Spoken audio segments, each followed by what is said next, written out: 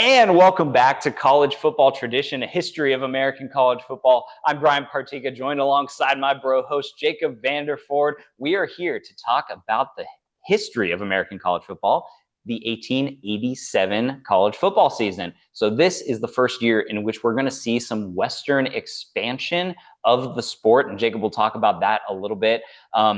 But there were literally not that many games being played outside of New England still. So that was still the area where a lot of these games were being played. In a few years, we're going to see the current Southeast begin to play games, but the Ivy League institutions still bolstered the best programs in the land. But in 1887, this season belonged to Yale. The Bulldogs held a 9-0 record, including wins over Princeton, avenging a tie from the previous season and a loss from the season before. And they also beat Harvard. This is a really, really good Harvard team that Yale beat. This Harvard team was 10-0 going into their final game against Yale, and they shut out every single one of their opponents except for one. So they only allowed 6 points all year. They were a stellar program, and this was the retroactive national championship game, this Harvard and Yale matchup on November 24th at 2 p.m.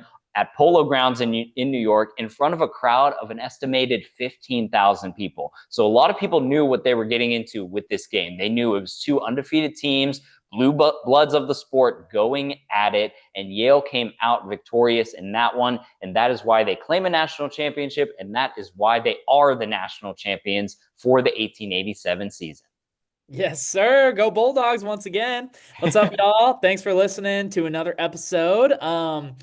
A couple new things. I know Brian talked about earlier on in the podcast, started this episode, that there was some Western expansion. So wanted to introduce the University of California, Berkeley, the Cal Golden Bears, as we know them today. They were in their second season, and it was really the only school that was playing within that Western region along the Pacific coast.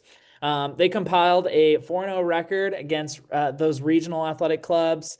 And then Michigan was also around. So you think about Michigan today, they're one of those blue blood college football institutions. You could really put them within your top 5, top 10 of all time in college football. But they also put together an undefeated record, going 5-0 against teams like Albion, Chicago, Harvard School, which, what is that? I don't know.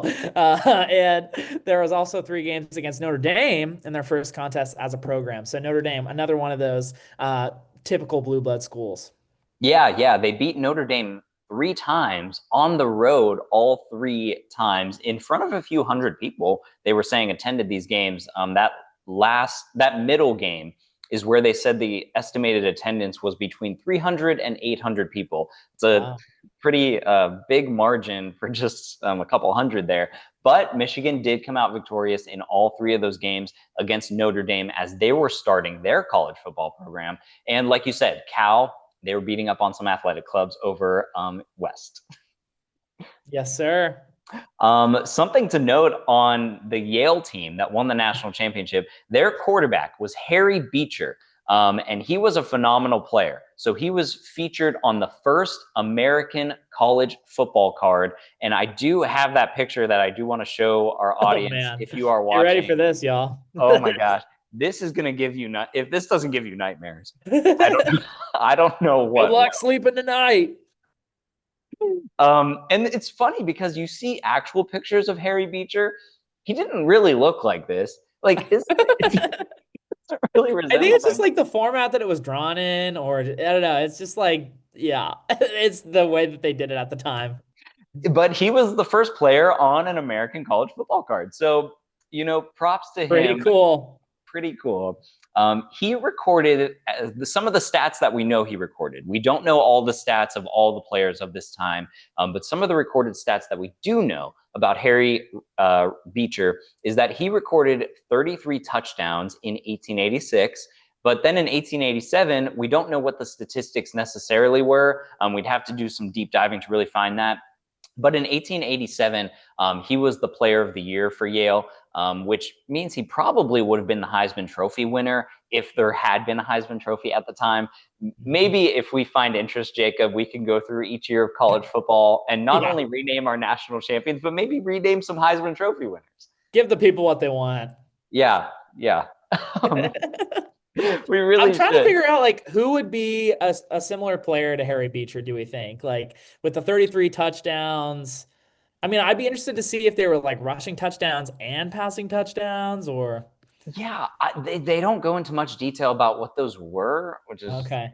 yeah, makes it kind of tough. I'd imagine that most are rushing, but who knows if they were even recording passing and rushing touchdowns or if they were just recording times appeared in the end zone.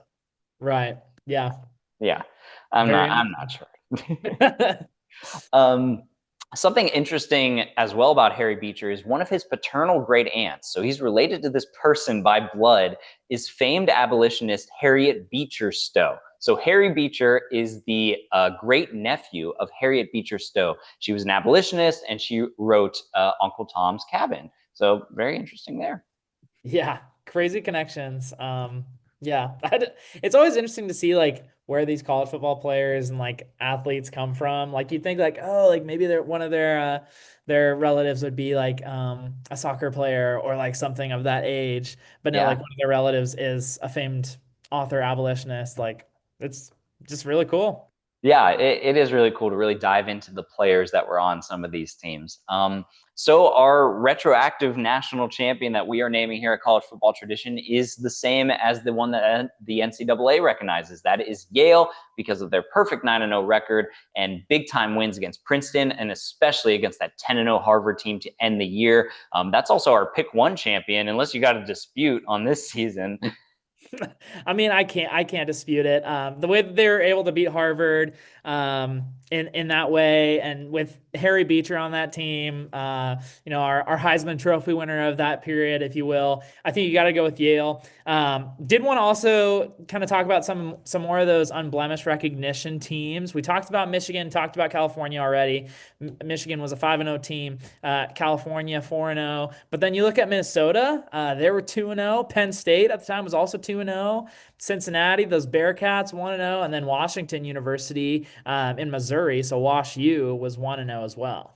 Yeah, yeah. So we had six undefeated teams in addition to Yale, and it's going to be a lot more complicated, I would say, as the decades roll on. I think especially once we get to like the 1920s and 30s, because college football by then is going to be so widespread across the country. And it's interesting that California was even playing games at this time.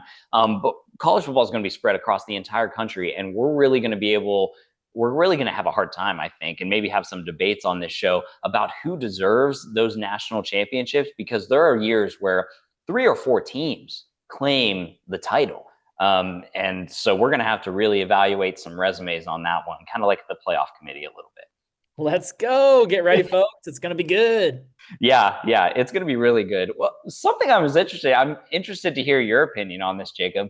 If there was like a four-team college football playoff for 1887, who do you think would have been a part of it? Obviously, Yale would have been the one seed. Wait, that's a great question.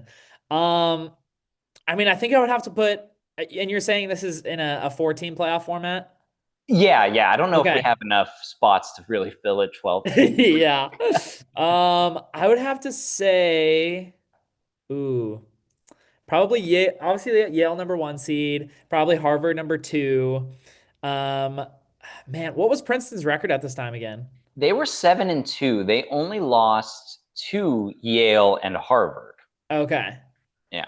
I think just based on like the way that they've been playing in previous years, and just how competitive they've been against Yale over the past couple of years, I think I'd have to put them at three. And I know you could argue on that. And then I mean, you probably have to put Michigan at four, being 5-0. Yeah, I think Michigan would have made it at the time, and they are going to be a program that we are going to be noteworthy of in just a few years here. Because as you remember from a few years back, if you were paying attention to some of our former episodes, we talked about how Michigan went out to New England and they played Harvard and Princeton and Yale. They played all of them. They got crushed in all those games, but they wanted to be better as a program. And we are going to see in just a few years here that Michigan is going to start to be that program that they always wanted to be. So I agree. I think Yale makes it. I think Harvard makes it. I would say Michigan makes it. I think one of the teams that that if we were to get rid of Princeton, since they did have 2 losses to 2 teams that are already in our hypothetical 4-team field, I think MIT could have been one. Whoa. They were 5-1 on the year. They were 4-0 in the only conference that existed at the time. They swept the Eastern Intercollegiate Football Association. So that means they beat Dartmouth, Trinity, Amherst, and Stevens. So they were 4-0 in conference play. They were the only conference champion at the time. I don't know who they lost to. Not much was is noted on the MIT season, but I think that they might have been a team that we could have maybe, if we didn't want to put Princeton in, because hey, Princeton, you kind of had your chance against 2 teams that are already Yeah. in this field. I think that that would have been a fun little addition if we had to. The only thing that I'd push back against you on that is that like I think that Princeton should make it just based on the strength of schedule. Like that's Yeah. one thing that committee members talk about all the time is like who have they played? Who have they played? So I think just like being able to play like Yale and Harvard, I know like we would never know if MIT could have played any of those schools because they didn't. And if they jump into the playoff in this format and they play a Yale or a Harvard, would they get absolutely crushed? And would spectators at the time rather see a Yale and Princeton game once again? I don't know. That's a good point. Princeton's schedule was pretty tough this year. They beat Penn a few times, who was decent. Penn was playing a ton of games as they usually were during this time. Yeah. They beat Rutgers, they beat Lafayette and Lehigh, and they didn't play bad against Harvard or Yale. They lost 12-0 in both those games. Not bad. Yeah, not bad. It is pretty respectable. You are right on that. Yeah. Anything else on the 1887 college football season? I don't think so. Yale takes it once again. Looking forward to covering the next couple seasons. Yeah, absolutely. So that's all we have for you today. We hope that you continue to join us. Feel free to continue following us on Instagram and on X, formerly Twitter. That is at CFB_tradition. Again, we're on Apple Podcasts. We're on Spotify. We are where you are, basically. So we hope that you continue to listening and continue reading those articles and following us on socials. Thank you so much. For Jacob Vanderford, I'm Brian Partika. This is A History of American College Football.